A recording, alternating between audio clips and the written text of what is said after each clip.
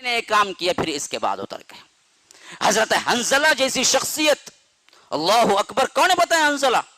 حنزلہ وہ صحابی ہیں جب ان کی شہادت ہوئی تو ان کی لاش نہیں ملی, لاش نہیں ملی. ماشاء اللہ ماشاء اللہ, اللہ اور بڑی بڑھوتری دے آپ کو. اللہ کے رسول صلی اللہ علیہ وسلم نے کہا کہ حنزلہ کی لاش کہاں گئی؟ غزوہ احد کا واقعہ.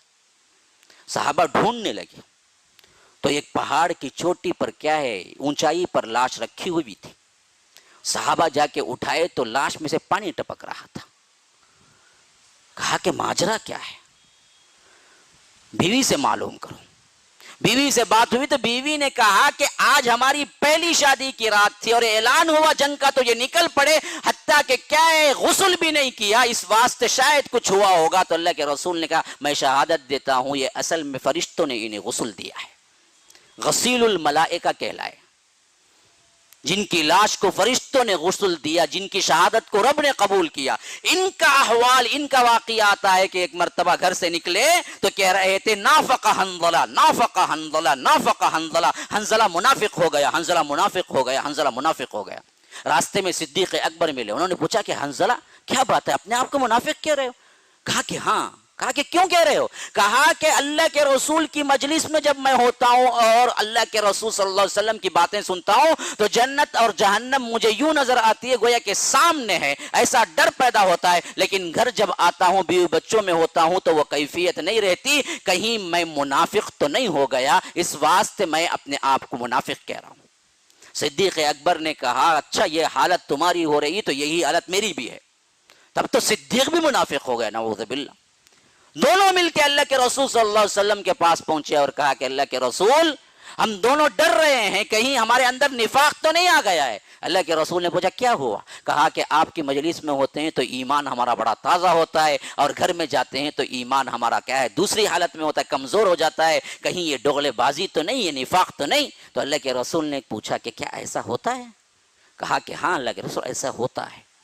تو فرمایا یہ تو ایمان کی عین علامت ہے. سبحان اللہ.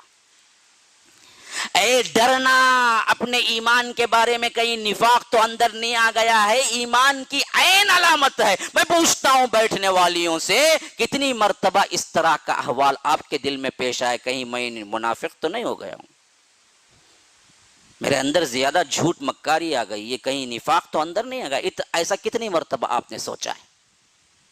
یہ سوچو تو ایمان ہے, نہ سوچو تو ایمان نہیں ہے. آپ پوچھیں گے وہ کیسے؟ وہ ایسے کہ میں ایک مثال دیتا ہوں. کسی کے گھر میں کیا بڑا مال ہے, تجوری بھری ہوئی ہے, سونا چاندی ہے اس کے پاس, رات سوتے وقت چوری کا کھٹکا اس کو ہوگا یا نہیں ہوگا؟ ہوگا. وہی کوئی فٹ پاتھ پہ سو رہا ہے, کچھ نہیں ہے اس کے پاس, اینٹ کا تکیا بنا کے کیا ہے بے پرواہ سو رہا ہے, اسی چوری کا کوئی کھٹکا ہوگا؟ کیوں نہیں ہوگا؟ مال ہی نہیں ہے تو چوری کا کھٹکا کیا؟ بے عینی ہی اسی طرح ایمان ہوگا تو نفاق کا کھٹکا ہوگا. جس کے پاس ایمان ہی نہیں ہوگا نفاق کا کھٹکا کہاں سے؟ جب تک نفاق کا کھٹکا آئے گا تو ایمان کی دولت ہے, ایمان کی دولت ہے, یہ نشانی ہے ایمان کی دولت.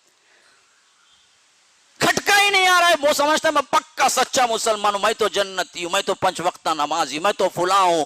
یاد رکھو ایمان تو ہے ہی نہیں اندر, کھٹکا ہی نہیں ہے اسے. ہاں ڈر اپنے ایمان کے بارے. یہی معاملہ نیت کا ہے, ہمیشہ ڈر ہر کام کرتے ہوئے نیت ٹھیک ہے یا نہیں ہے, نیت ٹھیک ہے.